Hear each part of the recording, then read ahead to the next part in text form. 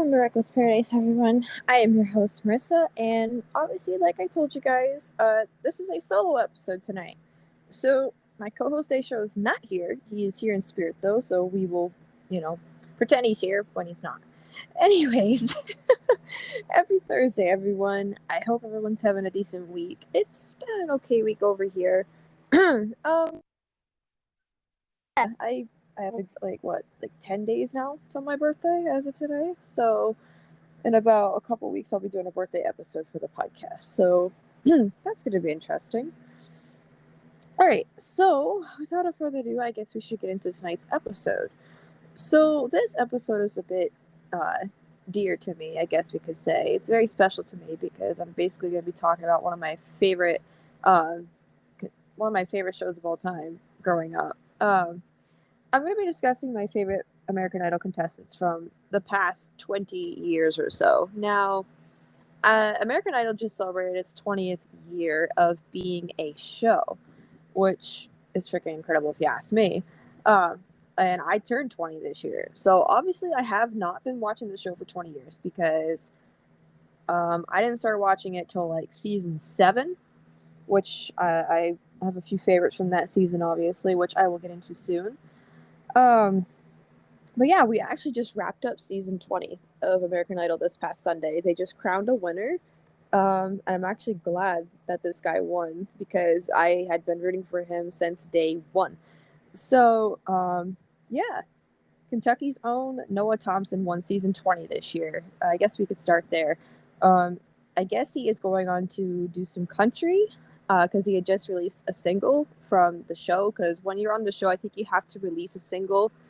It's just part of the contest or the competition, excuse me. He just released a single called One Day Tonight. It's actually a really good single. It actually hit #1 on the country charts on Apple Music. And then I think right below it was Hunter Girl, who was the runner up for this season. She also released a song called Redbird, which I heard her perform on the finale. It's also a really good song. Congrats to Noah, and also congrats to Hunter Girl because she finished runner-up in this season. Both of the finalists for the top two were country singers, which that's pretty cool. I guess we're kind of getting a freaking season 10 freaking repeat all over again, which I will get into. Um, but yeah, Noah Thompson, man, he is going to go places. He's only 20, like literally the same age as me, and like the funny thing is, he wasn't even supposed to be there. His friend entered him into the contest as like, I don't know if I should say a joke, but like he just entered his friend entered him into the contest like for him. Who knew that he would have went on to win the whole damn thing, which is so cool. And the nice thing is he just became a father not so long ago. So that's definitely going to be a cool thing, because I'm sure they get some money out of this. Um, but yeah, congrats again to Noah Thompson and congrats to Hunter Girl for the runner-up finish. She also was really good too. I'm not really the one for country, but I could definitely say that I think they picked the right two for the top two this season. Um, yeah, so I guess we'll go back in time a little bit. Let's go to season 5. Now, again, I didn't start watching until season 7, but there's one in particular that really stands out from season five's top, like I think it's like top 10. But he finished 4th in this season. It's Chris Daughtry. Like, hello. If you haven't heard of any of Chris Daughtry's music, you definitely need to check him out. One of the most successful artists today, even though he didn't even win the competition. He finished 4th. That just goes to prove that you don't have to win the competition to really succeed in your career as an artist, which there's more that I'm going to talk about when it comes to that as well, because I have some other runner-up finishers and even another person that finished 4th that I'm going to discuss. But Chris Daughtry, I actually have his self-titled album somewhere in this house. It is really good. Oh man, I wish I would have watched I wish I would have watched season 5, but I didn't because again I was too young. I probably don't remember watching it all. But yeah, out of everybody on the roster for the top 10, Chris Daughtry stands out automatically because he is one of the most successful idol competitors to ever freaking make music. There was actually a list of. I actually read this article not too long ago. There was like a list of like 10 people I think from Idol who either won or didn't win that are like super successful, and he was on the list. I'm like, yeah. Like I said, that just goes to show you do not have to win the competition to become successful as an artist.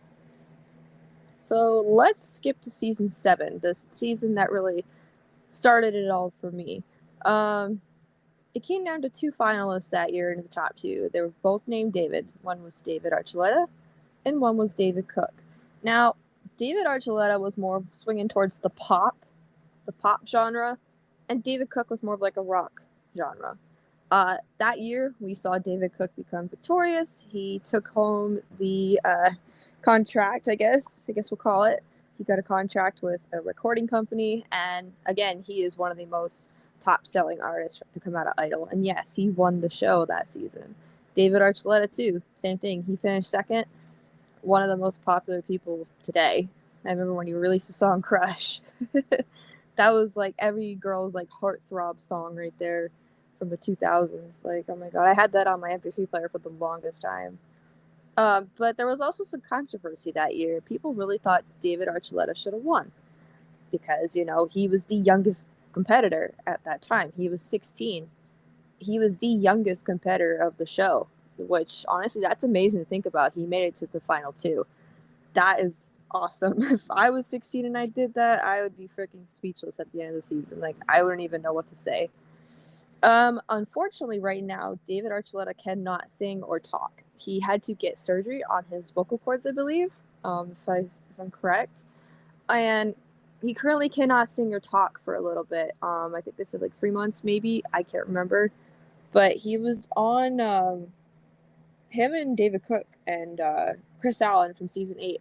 They were on the season 20, like the 20th anniversary show for Idol not so long ago. And when David Archuleta was on stage, he had to use like a text-to-speech thing on his phone to talk, which kind of sucks, you know? Like, I hope he gets better. He's cool as shit. But yeah, season 7 is really what started it all for me. It's like the most memorable season for me besides season 8, which I'm going to get to now. Season 8 was also another very controversial season because, again, once again, we had 2 amazing people in the final 2. We had Adam Lambert and we had Chris Allen. Now, Chris Allen won the season. However, and I even agree to this, Adam Lambert should have won. He literally stood out from the rest of the crew. He literally had the voice that you would look for in like a rock star because he always did like the rock genre shit. But there was a few times they put him under some different stuff, like where he did some softer, more mellow songs, like his cover of Mad World by Tears for Fears. Again, like, oh my god. That's like my favorite performance he's ever done. Honest to God. His cover of Mad World is so good. And even Simon at the time, because Simon was one of the judges, Simon's a little bitch. Like, he's always grumpy.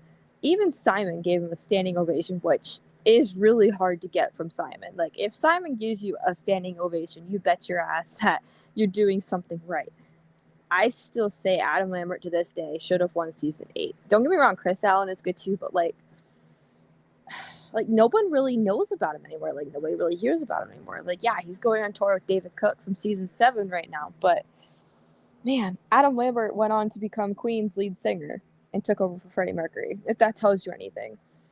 He should have won. But yeah, I literally, out of everybody on my list I'm looking at right now, out of everybody on my list, I think Adam Lambert was actually my number 1 favorite contestant of all time, and forever will be. He just kind of like touched my soul in a different way. Like, I listened to his music, you know, like I have some songs from his For Your Entertainment album, which was the first album he released after Idol. I have some of his newer stuff too from like 2015, and then I have like some of his Idol performances saved on my phone as well. He's just big inspiration for me. Like, he's just so cool. And to hear that he's part of the LGBTQ community is also pretty cool, you know? Like, it's good that we are actually, like, seeing some Idol stars come out, even if it's, like, before Idol, during Idol, after Idol. Like, I kind of am glad to see that. So, yeah. Again, Adam should have won. I stand my case. Okay, so I'm gonna skip season 9. I don't remember that. I have season 10 written down. This was literally the year for country. Our two finalists were both country stars. It was Lauren Elena and Scotty McCreery, and of course Scotty McCreery took home the win. But both artists are actually really, really successful in today's country scene. I think we just had a recent song. I don't know what year it was, but we had a song where Lauren Elena did a freaking duet with Kane Brown for country. Really good, by the way. And Scotty McCreery, obviously, he's like got some of the best country music around. I always hear him on the radio sometimes, like our local country station around here. They'll play Scotty McCreery stuff, and it's like, oh, I love it. And the thing is, they were so young. Like, they were teenagers when they were in the show. Both Lauren and Scotty. They were like the best friends and everything. And again, it's another memorable season for me because just, yeah, I guess I'm not a country person, but Scotty McCreery was literally one of the best country singers I've ever heard on that show.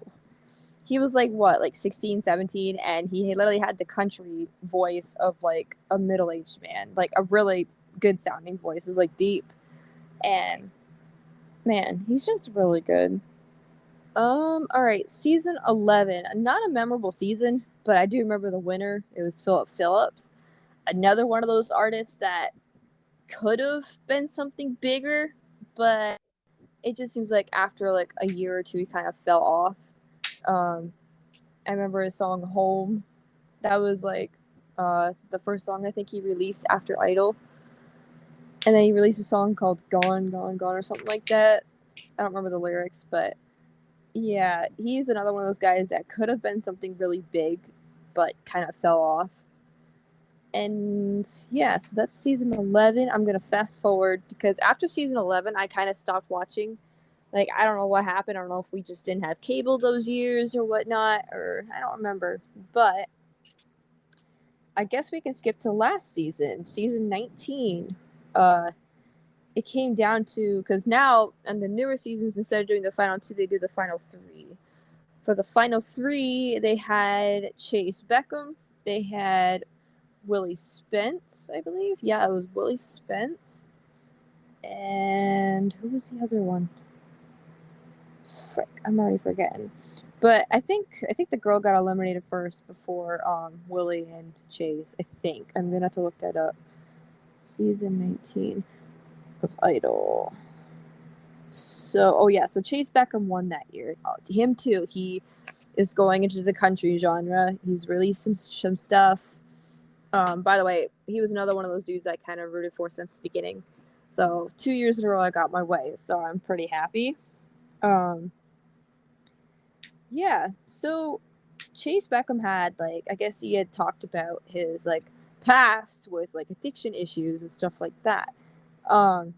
And now look at him. He went on to win season 19 last year, which is just mind blowing. Honest to God, it's good to see people who have overcome something so difficult actually go on to win something big like this and kickstart their career as an artist. I can't even stress this to anybody enough. If you think that you're in a really dark place and you feel like you can't get out of it, and you have hopes and dreams that you want to accomplish, go out and do it.